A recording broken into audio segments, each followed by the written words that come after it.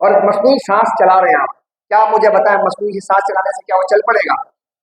हाथ भी नहीं चलेंगे, न कुछ करेंगे, बस आप खाली सांस का एक उतार चढ़ाव होता चला जाएगा। तो बताइए मुझे कि जब आपने उसके अंदर हवा डाली है, मसनूई सांस डाल रहे हैं, तो उसका यानी कि इंसान के जिस्म में जो रूह है, उस रूह का मुतबादिल कुछ और नहीं है। रूह का मुतबादिल कुछ और नहीं है। इसी तरह हमारी जिंदगियों में इस्लाम का मुतबादिल कुछ और नहीं है, कोई और निजाम नहीं है, सिर्फ इस्लाम है कि जो हमें मुत्तहिद करेगा, हमें आगे बढ़ाएगा और रब का प्यारा बना देगा। कोई मुतबादिल नहीं है इसका। अगर किसी के दिमाग में है कि इस्लाम का मुतबादिल तलाश करके हम अल्लाह के प्यारे हो जाए, तो नथिंग। हत्ता के इस वक्त अगर सैयदना ईसा अलैहिस्सलाम भी तशरीफ ले आए तो चारा कार नहीं होगा मोहम्मद मुस्तफा के गुलाम होने के बाद। कोई नेमुल बदल नहीं है, न रसूल का नेमुल बदल है, न खुदा का और न दीन का।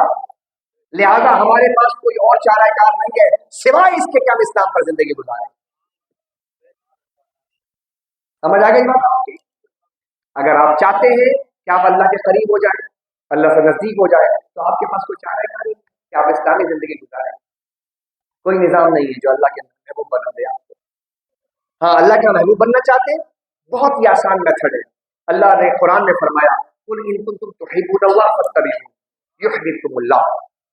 अभी फरमा दीजिए आप कि अगर ये चाहते हैं कि अल्लाह से मोहब्बत करें तो एक काम कर ले, फत्तबिऊनी, ऐ हबीब तेरी इत्तिबा करें, तेरे पीछे चलें, तेरी सुन्नतों पर अमल करें। अगर ये काम जब कर लेंगे तो ये मुहिब थे, यानी मुझसे मोहब्बत करते थे, लेकिन ऐ हबीब तेरी इत्तिबा करने का इतना बड़ा मकाम है कि हम उनको अपना महबूब बना दें, इनसे मोहब्बत करने लगे, मुहिब महबूब बन जाएगा हुजूर की इत्तिबा से। अब समझिए कि सरकार दो आलम नूर मुजस्सम शफी मौसम सल्लल्लाहु अलैहि वसल्लम। अच्छा, अब एक बात और रह जाएगी, अगर ये जुमला भी ना कहूं ताकि समझा दिया जाए। अब तक समझ आई बात आपकी? हाँ, इस्लाम के हवाले समझ आई कि इस्लाम कितनी अहम तरीन चीज है जिसको हम इतना गैर अहम समझ रहे होते हैं। देखिए कायदा क्या है दुनिया में। हाँ, जब दो चीज टूट जाए ना, जब दो चीज टूट जाए तो कायदा अल्लाह ने ये बनाया कि तीसरी चीज से जोड़ेंगे। दो चीज टूट जाए तो तीसरी चीज से जोड़ेंगे। सपोज दैट, फॉर एग्जाम्पल, मिसाल के तौर पर आप दो कागज है ना, इस कागज को आप फाड़ लें, दो टुकड़े कर लें, फट गए, दो टुकड़े हो गए, इसको जोड़ना है, गिलू से जोड़ेंगे। तीसरी चीज, अच्छा अब आगे चले, आप कपड़ा ले लें, ये कपड़ा काट दें, गिलू से जुड़ेगा? नहीं जुड़ेगा। तीसरी चीज क्या आएगी? सुई धागा, तीसरी चीज जोड़ेगी इसको। अब और आगे चले जाए, लकड़ी ले लेंगे, लकड़ी को आप तोड़ दें, काट दें, जोड़ना है, सुई धागे से जोड़ लेंगे, पीछे निकाल दें, हाथ चलो ना जरा, लकड़ी को कैसे जोड़ोगे? किल से।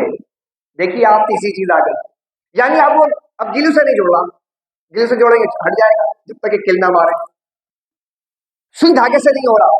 चलिए और आगे बढ़िए, यानी देखिए कि चीज बदल रही है, तीसरी चीज भी बदल रही है जोड़ने वाली। दो ईंट टूट जाए, दो टाइल टूट जाए, अब टाइल टूट जाए तो क्या मुझे बताइए किल से जुड़ जाएगा? नहीं, किससे? सीमेंट से। चार चीजों की मिसाल दी और चारों जगह पर दो चीजें टूट रही हैं, जोड़ने वाली तीसरी चीज है, लेकिन तीसरी चीज हर जगह बदल रही है। तो बताएं कि जब अल्लाह ने दो चीजों को जोड़ने के लिए जो टूट जाए उसके लिए तीसरी चीज बनाई है, तो जब दो दिल टूट जाए, जब दो खानदान टूट जाए, जब दो रिश्ते टूट जाए, तो उसको जोड़ने के लिए भी तो कोई तीसरी चीज होगी। वो क्या चीज है कि भाई, वो क्या चीज है जो दोनों के दिलों के अंदर जोड़ पैदा कर दे, एल्फी का काम करे? तो इसके सिवा कोई जवाब नहीं है। जब दो रिश्ते टूट जाएं तो उसको जोड़ने वाली चीज इस्लाम है।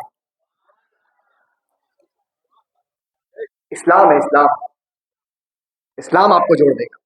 आप मुझे बताइए ना कि हम दो जितने आबाद बैठे हुए, हमारी मुआशरत अलहदा, आप पता नहीं कौन कहां से आया, पता नहीं कौन कहां से तशरीफ लाता है, कौन कहां से जिंदगी गुजारता है, पैदा कहां पर हुआ, क्या होगा, हम एक जगह जुड़े हुए, किसकी बुनियाद पर जुड़े हैं? बोलिए ना, इस्लाम ने जोड़ दिया ना। और कितनी मोहब्बत है कि आप मेरी बात सुने। इस जमाने में सुनता कौन है? इस जमाने में सुनता कौन है? कोई नहीं सुनता। लेकिन चूंकि मैं इस्लाम की बात कर रहा हूं तो आप कहते हैं कि नहीं, हमारा इस्लामी भाई है, लिहाजा इसकी बात सुननी है। अब आप ये नहीं देखते कि ये कौन है, काला है, गोरा है, कहाँ का है, कुतुब शुमारी का है, कुतुब जुनूनी का है, इनकार कटेगा का है, अरे कहीं का भी है। अल्लाह रसूल की बात करता है, कहता हमारा भाई है, उसको हम सुनते हैं, जुड़ जाते हैं। हम कहीं के भी रहने वाले को इस्लाम में जोड़ देता। तो याद रख लीजिए, अगर घरों के अंदर कहीं झगड़े हो जाए, लड़ाई हो जाए, तो ये और चीज जोड़ने वाली नहीं, इस्लाम जोड़ेगी आपको। लाइए अपने घरों में इस्लाम, लाइए अपने घरों में इस्लाम, कीजिए बातें इस्लाम की। हया लाइए घर में, शफकत लाइए, मेहरबानी लाइए, अदब लाइए, सच लाइए, और घर के अंदर खिदमत लाइए। सब चीजें लाइए घर में। यही इस्लाम है। इस्लाम और कोई चीज नहीं है। इस्लाम अपने आप को टोटल सबमिशन और माइटी अल्लाह, टोटल सबमिट कर दे, सिपुर्द कर दे अल्लाह के हाथों, अल्लाह के दरबार में मुकम्मल कि अल्लाह मैं तेरा हो गया। जिस दिन आपने कह दिया अल्लाह मैं तेरा हो गया, जिस दिन आपने कह दिया अल्लाह मैं तेरा हो गया, बस उसके बाद देखे हमारे काम बनने लगे। हम क्या कहते कि नहीं अल्लाह बस मैं तेरी, तुझे तो मानता हूं। हम क्या कहते हैं, हम तुझे तो, अल्लाह मैं तुझे तो मानता हूं लेकिन तेरी मानूंगा नहीं। हमारा यह मसला है, हम अल्लाह को मान रहे हैं, अल्लाह की नहीं मान रहे। अल्लाह नहीं समझ रहे। हमारी मेजॉरिटी क्या कर रही है, अल्लाह को मान रही है, अल्लाह की मान रहे होते तो क्या ये माशरा ऐसा होता? नहीं होता। तो हम अल्लाह की, यानी हम दीनदार दिखना चाहते हैं लेकिन दीनदार बनना नहीं चाहते। दीनदार बनना चाहेंगे तो हमारे घर के अंदर इस्लाम आएगा, और जब दिखने चाहेंगे ना तो पता क्या, घर में टोपी के बगैर न जनाब कोई हया न शर्म, शादी ब्याह के तकारीब हो जाए या कोई जनाब बाहर घूमने फिरने के मामला हो जाए तो हम खत्म हो जाते हैं साहब। जैसे कि अकबर इलाहाबादी ने कहा था, खुदा के फजल से मियाँ बीवी दोनों मुहज्जब है। कहते खुदा के फजल से मियाँ बीवी दोनों मुहज्जब है। शर्म इनको नहीं आती, नहीं गुस्सा इनको नहीं आता, हया उनको नहीं आती। बीवी को हया नहीं आती, मियाँ को गुस्सा नहीं आता, और खुदा के फजल से मियाँ बीवी दोनों मुहज्जब है। किसी को देखना है, किसी की गैरत देखनी है, किसी का हया देखनी है, उसके घर वालों का लिबास देखने आप। बात समझ रहे? तो दीनदार जब आप दिखना चाहेंगे तो पता क्या होगा, जहां महफिलें मिला रहा है तो ले आओ भाई, आवाज आ जाएगी, चादर बिछा लो भाई, हाँ जब रंगबान से सुलगा लो भाई, और उसके बाद ये सब कुछ हो गया। और उसके बाद जो शादी ब्याह की तकरीब हो, या फिर जनाब कोई घूमने फिरने की तकरीब हो, या कोई और तकरीब हो, तो वहां कव्वाली नाइट चल रही है, फरक रहे हैं, नाच रहे हैं, गा रहे हैं, ये सब कुछ हो रहा है ना। तो क्या हो रहा है कि हम दीनदार दिखना चाहते हैं कि अब चलो मीराद की महफिल में दिखे जरा दीनदार तो है। जब हम दीनदार बनने लगेंगे ना तो हर जगह ईमान मौजूद होगा, हर जगह इस्लाम अपने उरूज पर होगा। हम कहेंगे नहीं भाई यहाँ पे इस्लाम ही चलेगा, बाकी कोई सिक्का नहीं चलेगा। अपने अंदर थोड़ा पैदा कीजिए, मुश्किल काम नहीं है, इसकी बरकत बहुत है, इसकी बरकत बहुत है। लिहाजा सुनिए, जब कोई साथ नहीं देगा तो दो चीजें हैं, कुरान और रोजा, जो रमजान शरीफ आता है। रमजान शरीफ के अंदर आप याद रखिएगा, कुरान और रोजा ये दोनों चीजें आप रखते हैं, कुरान भी पढ़ते और रोजा भी रखते। अगर आपने कुरान को पढ़ना शुरू कर दिया रमजान शरीफ, और रोजा सही मानों में रखना शुरू कर दिया, ये दोनों चीजें कयामत के दिन आपकी शफाअत कर रही हैं। अंदाजा लगा रहे हैं? इनका साथ कहां तक जाएगा, इनका ताल्लुक कहां तक जाएगा, लेकिन क्या है, ईमान के साथ और एहतिसाब के साथ। सो आप जब कुरान शरीफ पढ़ें तो कुरान शरीफ पढ़ते हुए देखिए, हमारे यहाँ एक चीज होती है, हुफ़ाज़ किराम माशाअल्लाह मौजूद होते हैं, उनसे बात अर्ज कर रहा हूँ। हुफ़ाज़ किराम कुरान शरीफ जो है ना पढ़ते हैं, एक दफा सुनाते हैं, एक दफा सुनते हैं। इसको कहते हैं इस्तिलाह के अंदर दौर, क्या कहते हैं, दौर कहते हैं, तारुज भी कहते हैं, तदारुज भी कहते हैं अरबी जुबान के अंदर। हुजूर नबी करीम सल्लल्लाहु अलैहि वसल्लम के पास जिब्रील अलैहिस्सलाम तशरीफ लाए, तो जिब्रील अलैहिस्सलाम जब तशरीफ लाए, जिब्रील ने उनको कुरान सुनाया। तो ये बात तो समझ आती है, लेकिन हुजूर ने भी जिब्रील को कुरान सुनाया। کبھی اس پہ غور کیا آپ نے؟ بھائی حضرت جبریل کا قرآن سنانا تو سمجھ آتا ہے کہ وہ حضور علیہ الصلوۃ والسلام سے افضل نہیں ہے، مفضول ہے، تو غیر افضل جو افضل کو سنائے تو بات سمجھ آتی ہے. شاگرد استاد کو سناتا ہے تو بات سمجھ آتی ہے، لیکن استاد شاگرد کو سنائے تو بات سمجھ نہیں آتی کہ استاد کیوں سنا رہا ہے. تو حضور علیہ الصلوۃ والسلام نے حضرت جبریل کو قرآن سنا کر یہ ایک روایت قائم فرمائی کہ لوگوں یاد رکھو تمہارا قرآن کتنا ہی پکا کیوں نہ ہو، لوگوں تم کتنے ہی بڑے کیوں نہ ہو جاؤ، کسی کو قرآن سنانا یہ مصطفیٰ کی ادا ہے. اب حضور سے کوئی بڑا ہو نہیں سکتا، لہذا اب کسی کے اندر تکبر آنا نہیں چاہیے. کتنے بابے بیٹھے نا، بابے صاحب کتنے بابے بیٹھے، میں اس عمر میں قرآن کیوں پڑھوں، میرے طرف وہ ٹھیک نہیں ہے تو میں کیوں جاؤں قرآن شریف پڑھنے. تو آپ کتنے بڑے ہیں صاحب، آپ اللہ کے حبیب سے بڑے تو نہیں ہیں، لہذا آپ کسی کو جا کر چھوٹے کو ہی سنا دیں گے یہ حضور کی ادا ہو جائے گی. سبحان اللہ کے ہر جگہ آپ کو سہارا دیا گیا، بتایا گیا. اگر حضور کی ادا نہ ہوتی تو ہمارا کیا ہوگا؟ ہمارے اندر موٹیویشن کیسے پیدا ہوتی، ہمارے اندر ترغیب کیسے پیدا ہوتی.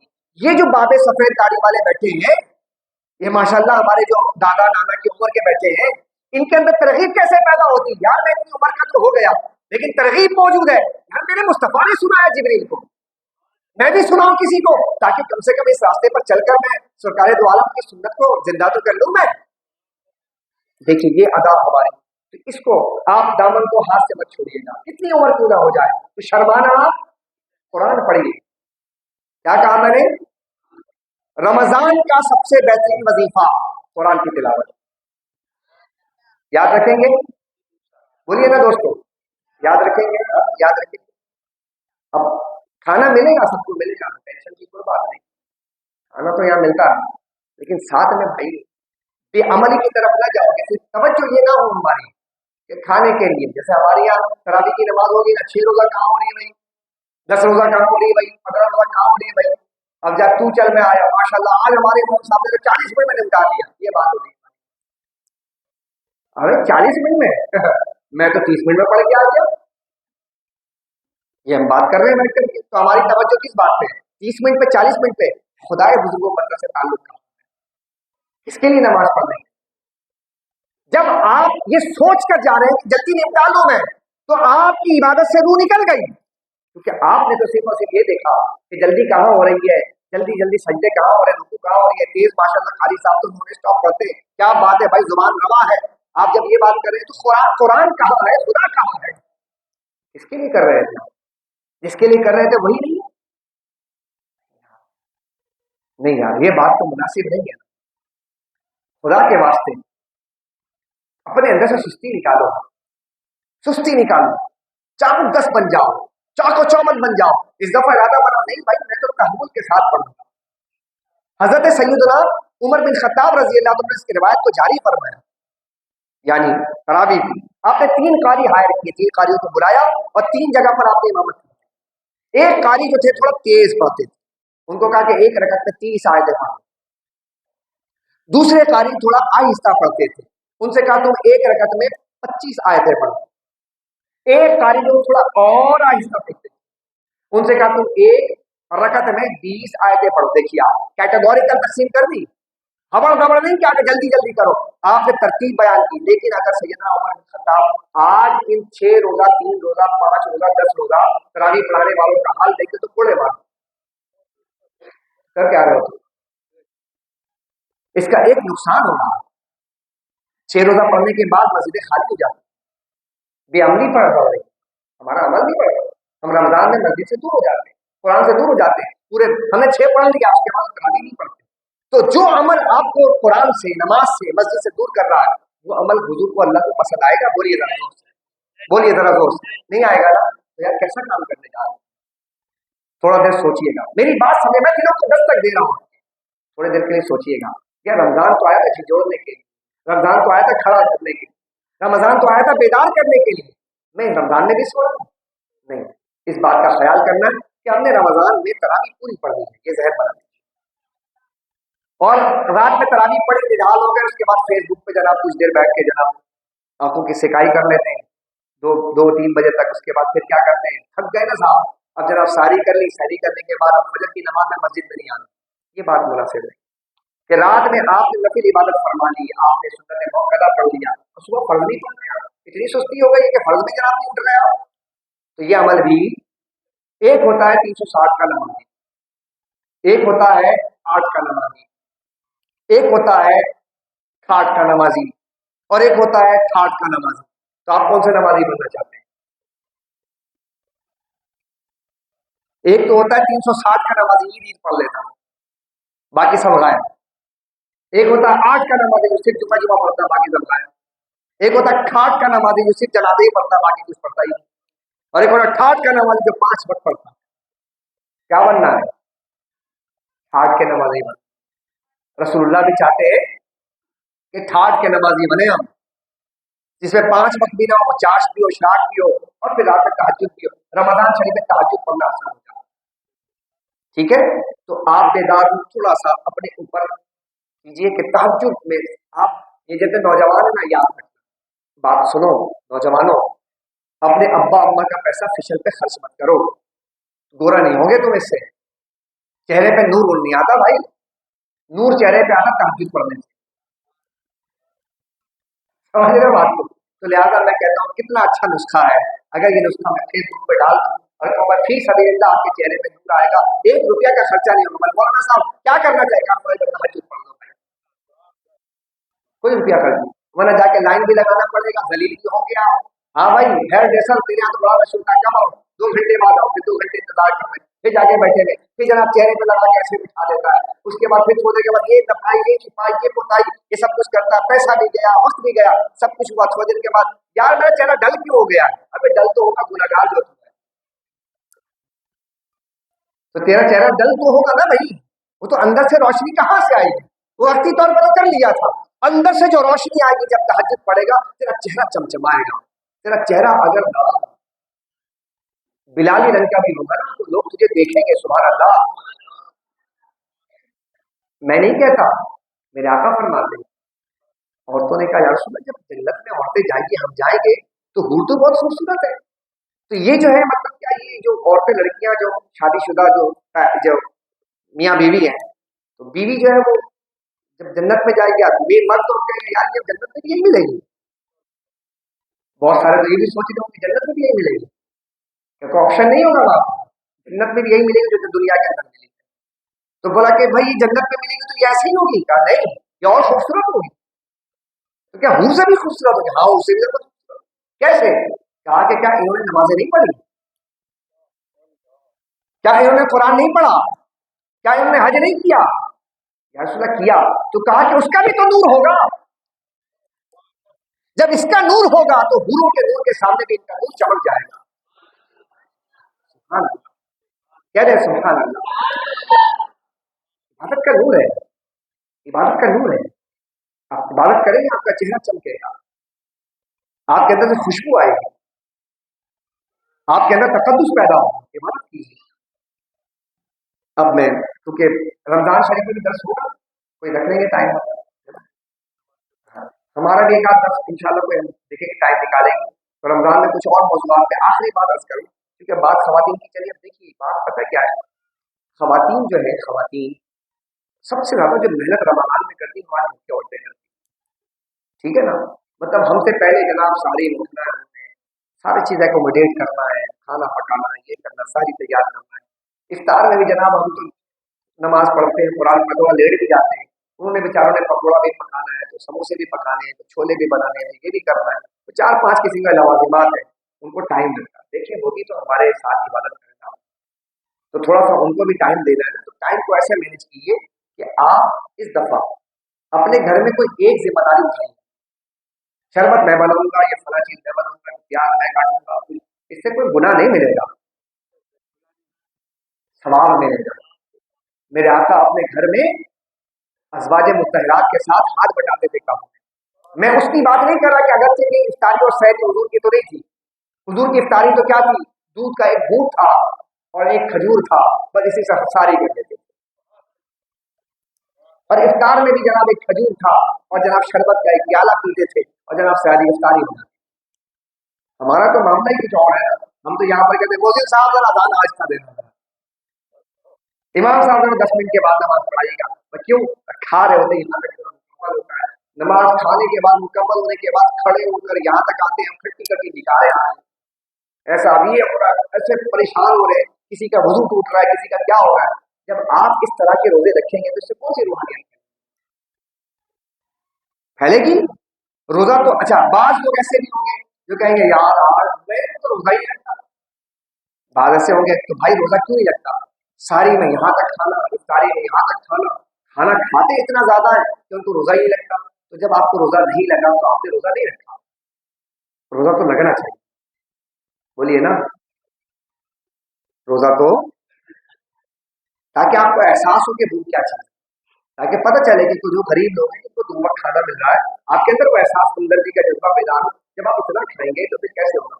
تو اس کی افادیت حضور نبی کریم سید عالم صلی اللہ علیہ وسلم نے افطار کر کے ساری کر کے بتایا کہ افطار میں کیا کھانا ہے, ساری میں کیا کھانا ہے. کھانا پینا تھوڑا کم کرے, اس سے ذوق عبادت بڑھے گا, ذوق عبادت بڑھے گا, اور گھر والوں کے برڈن کم کرے, برڈن کم کرے. تو خواتین کے ساتھ ہاتھ بٹا صبح کے وقت اٹھ کر کے اگر وہ جناب روٹی بیل رہی ہیں تو آپ ذرا سا کھڑے ہو کر کے توے پر جناب اس کو تل لیجیے, تھوڑا ٹائم ہاتھ بچ جائے گا. اچھا میں اس لیے نہیں کہ کوئی لطیفہ نہیں سنا رہا کہ میں شوقین والے نہیں ہوں, شوقین مفتی جناب جو لطیفے سناتا, میں اس طرح کی بات نہیں کر رہا. میں آپ کو ایک بات سنجیدگی پر مبنی بات کر رہا ہوں کہ دیکھیے جب آپ ان کا ہاتھ بٹائیں گے ٹائم بچے گا, جب ٹائم بچے گا تو دونوں میاں بیوی تہجد پڑھو, اپنے بیوی کو بھی ساتھ شامل کرو عبادت میں, اپنے بچوں کو بھی اٹھاؤ. بیٹا اٹھتے ساتھ ہی سب سے پہلے وضو بنائیں, وضو بنانے کے بعد 2 رکعت سے آغاز کیجیے. اس دفعہ کوشش کرنی ہے انشاءاللہ. کیا خیر, مشکل کام تو نہیں ہے نا. میرے آقا کریم صلی اللہ علیہ وسلم تہجد کی نماز پڑھتے تھے, سبحان اللہ. تو رمضان کا مہینہ ہمارے لیے کتنی آسانی پیدا کرتا ہے کہ اس پہر میں اٹھ جاتے ہیں جس وقت اٹھنا مشکل ہوتا ہے. یعنی ہر چیز کو اللہ نے آؤٹ آف وے جا کر کیا ہے. دنیا میں کسی بھی قوم کے اندر 3 بجے رات کو اٹھ کر کوئی قوم نہیں کھاتی, لیکن یہ قوم اٹھ کر کیوں کھاتی ہے؟ اللہ کی رضا سے. کوئی قوم افطاری میں 7 بجے کھانا نہیں کھاتی, 6:30 بجے, لیکن ہم کھا رہے ہوتے کیوں کھاتے ہیں؟ اللہ کی رضا کے, آؤٹ آف وے جا کر کے. ٹھیک ہے نا, اٹھنا جو سارا کچھ بدل جاتا ہے. تو پھر جب سب کچھ بدل جاتا ہے تو ہمیں بھی چاہیے کہ ہم بھی بدل جائیں, رمضان میں ہم بھی بدل جائیں. جھوٹ بولتے ہیں تو جھوٹ بولنے والے نہ, بد نگاہی کرتے ہیں بد نگاہی کرنے والے نہ, ماں باپ کو ستانے والے, کیونکہ اللہ نے کائنات کا نظام بدل دیا تو میں بھی بدل دیا انشاءاللہ. امید کی جائے اس دفعہ رمضان انشاءاللہ یادگار رمضان ہوگا. قرآن پڑھیں, ایمان اور احتساب کے ساتھ ہم روزے رکھیں, تراویح چھوٹے گی نہیں, فجر کی نماز باجماعت پڑھیں گے, مسجد میں انشاءاللہ درس فقہ ہوگی, درس حدیث ہوگا, سب کچھ ہوگا, مسجدوں کے اندر ہوگا. اور ایک آخری جملہ کہہ رہا ہوں, سن لیجیے بھائی خدا کے واسطے, مسجد میں آئیے, دین سیکھنے کے لیے آئیے, کہ دین سکھانے کے لیے بتائیے. کیونکہ ہمارے یہاں پہ ایک جملہ بھی کہتے ہیں کہ اور بھی قوم والے ماشاء اللہ اس بات کو سمجھتے ہیں کہ محرم کا غازی اور رمضان کا نمازی بڑے خطرناک ہوتے ہیں. بس کس لیے ہوتے ہیں کہ وہ آتے ہیں ساتھ چوتھی بن کے آئیں گے. اب سال بھر تو نہیں ہو گیا, یہ صفائی کیوں نہیں ہوتی یار, یہ انتظامیہ ٹھیک نہیں ہے, یہ امام صاحب ایسے فلاں. آپ کے کسی عمل سے کوئی شر نہ پھیلے, آپ کے کسی عمل سے فتنہ نہ ہو, کوشش کیجیے, اصلاح کیجیے. آپ آئے ہیں نا, اگر گندگی ملتی ہے نا تو آپ یہ نہ کہیں کہ گندگی کیوں ہے, آپ آستینے چڑھائیے, چلو بھائی آج میں صفائی کرتا ہوں, کیا ہی بات ہے, سبحان اللہ. اگر آپ یہ کرنے والے بنیں گے تو انشاءاللہ اصلاح ہوگی. لیکن اگر آپ مسجدوں میں آ کے اس طرح کے کام کریں گے, کیونکہ اکثر و بیشتر مسجدوں کے اندر رمضان شریف میں جھگڑے کا ماحول, لڑائی کا ماحول, انتظامیہ کا ماحول, اس کا ماحول, کھینچا تانی لگی رہتی ہے, یہ مناسب عمل نہیں ہے. ہم اپنی صلاحیتوں کو لا یعنی کاموں میں لگا دیتے ہیں. تو اللہ تعالیٰ مجھے آپ سب کو رمضان کی بہاریں عطا فرمائے اور رمضان کی ماہ احتساب کے ساتھ گزارنے والا بنائے. وآخر دعوانا الحمد للہ رب العالمین.